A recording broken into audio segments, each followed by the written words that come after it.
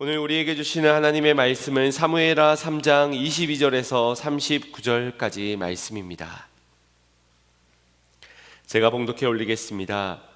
다윗의 신복들과 요압이 적군을 치고 크게 노력한 물건을 가지고 돌아오니 아브넬은 이미 보냄을 받아 평안히 갔고 다윗과 함께 헤브론에 있지 아니한 때라. 요압 및 요압과 함께한 모든 군사가 돌아오매 어떤 사람이 요압에게 말하여 이르되 넬의 아들 아비넬이 왕에게 왔더니 왕이 보내매 그가 평안히 갔나이다 하니, 요압이 왕에게 나아가 이르되 어찌하심이니까? 아브넬이 왕에게 나아왔거늘 어찌하여 그를 보내 잘 가게 하셨나이까? 왕도 아시려니와 넬의 아들 아브넬이 온 것은 왕을 속임이라. 그가 왕이 출입하는 것을 알고 왕이 하는 모든 것을 알려 함이니이다 하고, 이에 요압이 다윗에게서 나와 전령들을 보내 아브넬을 쫓아가게 하였더니 시라 우물가에서 그를 데리고 돌아왔으나 다윗은 알지 못하였더라. 아브넬이 헤브론으로 돌아오매 요압이 더불어 조용히 말하려는 듯이 그를 데리고 성문 안으로 들어가 거기서 배를 찔러 죽이니 이는 자기의 동생 아사엘의 피로 말미암이더라. 그 후에 다윗이 듣고 이르되 넬의 아들 아브넬의 피에 대하여 나와 내 나라는 여호와 앞에 영원히 무죄하니 그 죄가 요압의 머리와 그의 아버지의 온 집으로 돌아갈지어다. 또 요압의 집에서 백탁병자와 나병 환자나 지팡이를 의지하는 자나 칼에 죽는 자나 양식이 떨어진 자가 끊이지지 아니할지로다 하니라. 요압과 그의 동생 아비새가 아브넬을 죽인 것은 그가 기브온 전쟁에서 자기 동생 아사엘을 죽인 까닭이었더라.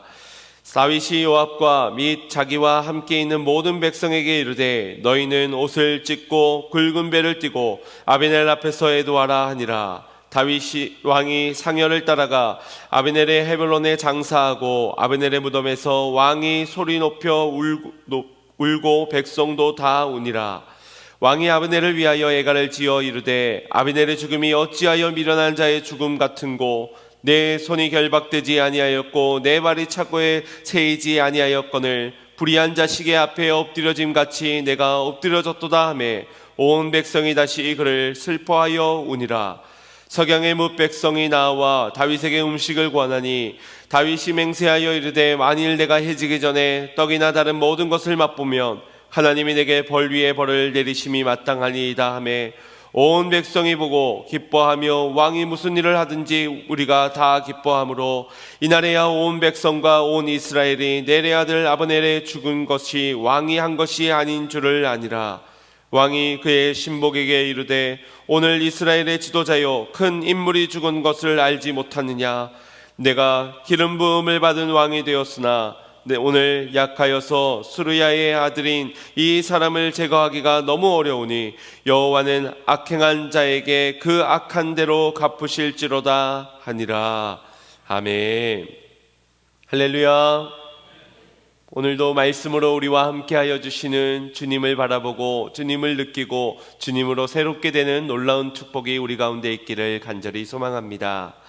어떤 배가 폭풍을 만나 큰 파도와 싸우다가 결국 항로를 이탈하여 겨우 어느 무인도에 도착하게 되었습니다. 배는 제 기능을 할 수 없게 되었고 하는 수 없이 승객들은 이 섬에서 정착해야만 했습니다. 다행히 그 배에는 몇 달 동안은 먹고 살 수 있는 식량이 있었습니다. 게다가 그 땅은 비옥해서 씨앗을 심기만 하면 몇 달 후 풍성한 식량을 추수할 수 있는 기름진 땅이었습니다.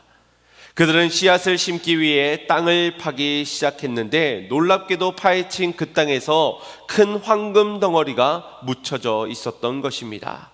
사람들은 그 큰 황금을 보면서 흥분하기 시작했고 다른 곳에도 황금이 있는가 해서 동분서주하며 땅을 파기 시작했습니다. 그렇게 몇 달 동안 모으게 된 황금은 어느덧 산더미처럼 쌓이게 되었고 사람들은 풍랑을 만난 것도 이 무인도에 오게 된 것도 하나님의 축복이라고 기뻐했습니다. 하지만 그쯤 그들의 식량은 거의 바닥을 드러내고 말았고 그때서야 자신들의 어리석음을 깨닫게 되었습니다. 서둘러 밭에 나가 땅을 일구어 씨를 뿌려 보았지만 이미 때가 늦었습니다. 파종할 시기를 놓쳐버렸기 때문입니다. 결국 그들은 산더미처럼 쌓인 황금을 바라보면서 굶어 죽고 만 것입니다. 이 예화를 통해서 우리가 많은 것들을 생각해 보게 만듭니다.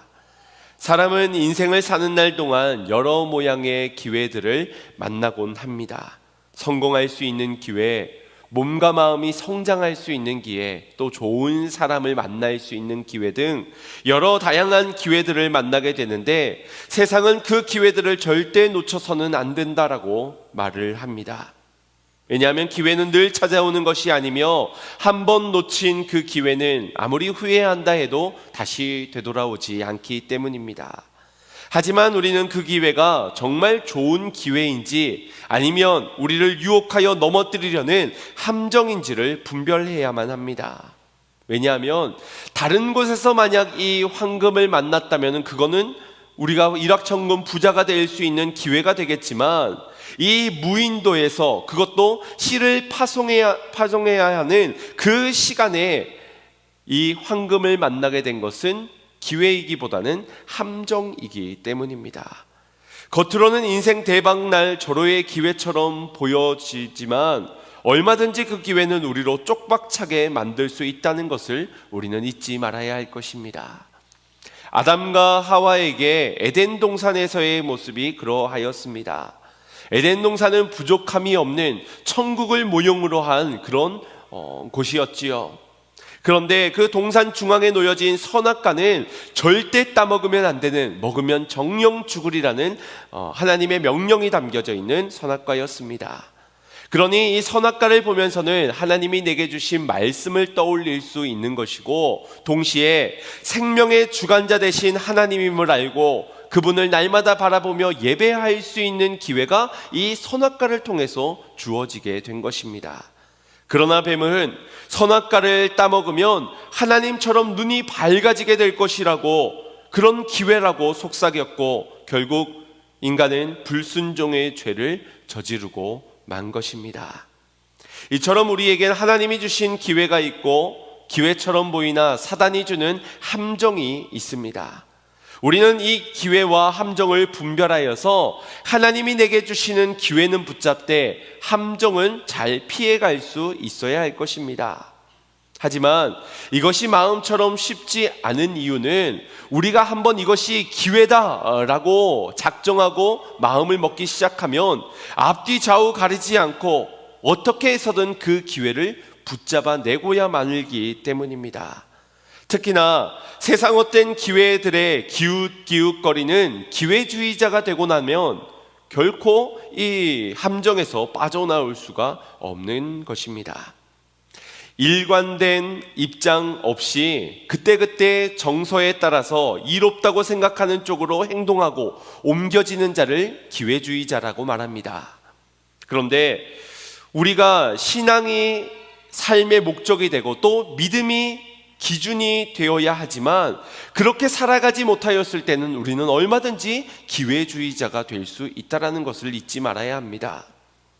왜냐하면 저 보암직도 하고 먹음직도 한 아무리 그게 선악과라 할지라도 우리는 어김없이 그 실과를 따먹어 버릴 것이며 황금을 쟁겨두다가 넘어지는 인생이 되고 말 것이기 때문입니다. 하나님이 주신 기회를 붙잡는 사람은 저 하늘에 걸려있는 무지개를 보면서 하나님의 언약을 바라보고 그 언약을 내게 주심으로 평안히 삶을 살아갑니다. 그러나 이 헛된 욕망에 사로잡혀 헛된 것을 추구하며 사는 그런 기회주의자로 살아가게 되는 사람은 저 무지개를 보면서 어떻게 하면 저 무지개를 내 것 만들 수 있을까? 내 것으로 소장하고 남들에게는 주지 않을 수 있을까? 발을 동동 구르며 안간힘을 쓰게 됩니다. 불행한 인생이 되고 마는 것이지요. 그런데 우리의 삶이 그러한 듯합니다. 여러분, 길가에 만약 아름다운 꽃이, 그것도 좀처럼 찾아볼 수 없는 꽃이 피어져 있다면 여러분 어떻게 하시겠습니까? 기어이 꺾어다가 집에 꽂아두려 할 겁니다. 무지개를 통해 주신 언약을 보며 평안히 살아가기보다는 어떻게 해서든 무지개를 소장하려 하고 어떻게 하면 무지개의 덕 좀 볼 수 있을까를 고심하며 심지어는 이 무지개로 어떻게 사업을 벌리면 크게 번창할 수 있을까가 고심이 됩니다. 그래서 물이 들어올 때 노져야 한다는 것을 좌우명처럼 여기면서 돈과 권력 앞에선 믿음도 저버리고 신앙도 타협하고 그렇게 살아가는 우리의 인생이라 한다면 우리 모두가 사실은 기회주의자가 아닐까 싶습니다. 성공에는 목말라 하고 실패를 두려워하는 우리가 깨어 기도하는 이유는, 지혜와 명철을 구하는 이유는, 하나님 내게 은혜 주시옵소서 간구하는 이유는 어쩌면 다 성공의 기회를 놓치고 싶지 않기 때문이라 할 수 있습니다. 우리 그리스도인들은 하나님의 뜻대로 살기 위해서 깨어 있어야 하는 자들입니다. 우리가 놓치지 말아야 하는 절호의 기회는 바로 하나님의 영광을 위하여서 순종할 수 있는 그 기회를 놓치지 않는 자들이 되어야 한다는 것입니다. 하나님의 뜻을 쫓아 살기를, 하나님의 은혜로만 살아가기를, 하나님의 기쁨이 되기 위해 열매 맺는 인생이 되기를, 이 기회를 사모하고 이 기회를 붙잡기 위해서 다른 모든 것들을 포기할 수 있는 인생이 되어야 할 줄로 믿습니다.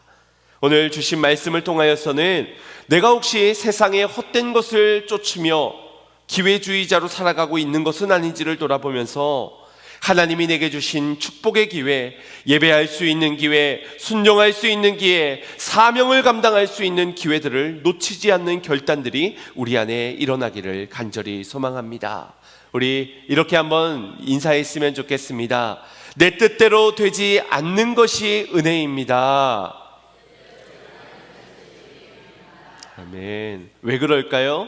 이왕이면 내 뜻대로 되는 것이 좋겠지만 내 뜻대로, 어쩌면 우리는 내 뜻 때문에 하나님의 뜻도 외면하고 그렇게 살아갈 것이기 때문입니다. 그리고 하나님의 은혜로 시작되어진 인생이면 그 은혜는 끊어지지 않고 영원하다는 것, 그래서 내 뜻은 꺾여져도 그 은혜는 영원하기 때문에 우리는 내 뜻대로 되지 않아도 모든 것이 은혜라고 고백할 수 있는 것입니다. 오늘 본문인 사무엘하 3장 말씀을 보시면 저마다 인생에 찾아온 기회를 어떻게 해서든 붙들려고 안간힘을 쓰는 이들, 그러나 실패하게 되는 이들의 모습을 소개해 주고 있습니다. 먼저 사울왕의 군대 장관이었던 아브넬의 삶을 한번 보기를 원합니다. 그는 사울왕 곁에서 여러 일을 도맡아 하는 2인자였습니다. 그렇게 자신의 2인자로서의 자리를 구축해왔던 그는 사울왕이 죽은 후에 사울왕의 첩을 자신의 첩으로 취하기도 하였고, 또 사울의 아들 이스보셋을 앞세워 왕위로 세워가려고도 하였습니다. 하지만 지난 3장 1절에서 말씀하고 있듯이 다윗의 집은 점점 강성하여졌고 사울의 집은 점점 약해져만 갔습니다. 이런 여러 가지 전세들을 보면서 이 아브넬은 다윗을 지난날 추격했지만 이제는 이스라엘을 다윗에게 돌려주겠다라면서 전령을 보내며 먼저 다윗에게 손을 내밀게 됩니다. 기회를 놓치지 않으려는 것이지요. 비록 자기가 사울이라는 잘못된 라인을 타게 되긴 했지만 이제 여러 정서들을 보면서 지금이 기회다, 다윗에게 손을 내밀어 내가 이스라엘의 왕으로 삼아주겠다고 해야 되겠다. 그렇게 사울의 집에서 다윗의 집으로 방향을 옮기는 아브넬의 정치적인 야망이 드러나고 있는 삶을 보게 됩니다. 어렵사리 다윗과 언약을 체결하게 된 아브넬은 이후 이스라엘의 장로들을 찾아가 다윗을 왕으로 세우기 위한 물밑 작업들을 하게 됩니다. 우리 그 말씀 17절 18절 함께 보겠습니다. 시작. 아브넬이 이스라엘 장로들에게 말하여 이르되 너희가 여러 번 다윗을 너희의 임금으로 세우기를 구하였으니 이제 그대로 하라. 여호와께서 이미 다윗에 대하여 말씀하시기를 내가 내 종 다윗의 손으로 내 백성 이스라엘을 구원하여 블레셋 사람의 손과 모든 대적의 손에서 벗어나게 하리라 하셨음이니이다 하고. 아멘. 앞서 장로들은 아브넬을 찾아가서 여러 번 간청했던 것 같습니다. 다윗을 왕으로 세웁시다. 사울이 죽었으니 이제 다윗을 우리의 왕으로, 우리의 임금으로 세웁시다. 그러나 그때 한사코 거절했던 것이 아브넬입니다. 그런데 지금에서는 이제 그대로 하라. 너희가 말하였던 대로 이제는 그를 왕으로 세우자라고 말하고 있습니다. 달라진 것은 무엇입니까? 상황이 달라졌는데 사울의 집은 쇠락해졌고요, 다윗의 집은 강성해지는 상황이 달라지게 되었고, 또 하나 달라진 것은 다윗과 내가 언약을 맺게 되었다. 이 상황이 달라진 것뿐입니다. 하나님의 말씀은 이전에도 동일했고요, 하나님의 뜻은 변함이 없었습니다. 그런데 이제 와서 장로들에게 이젠 그대로 하라 허락하는 이유를 뭐라고 말하고 있습니까? 하나님이 말씀하시기를 내 종 다윗을 손으로 이스라엘을 구원할 것이다, 블레셋에서 구원할 것이다 라고 말씀을 하는 겁니다. 이게 지금 언제적 말씀인데 이제 와서 이게 하나님의 뜻이다 운운하는 겁니까? 하나님 때문이다, 하나님 뜻에 순종하는 겁니다. 이것이 아브넬을 기회주의자로 볼 수 있는 근거입니다.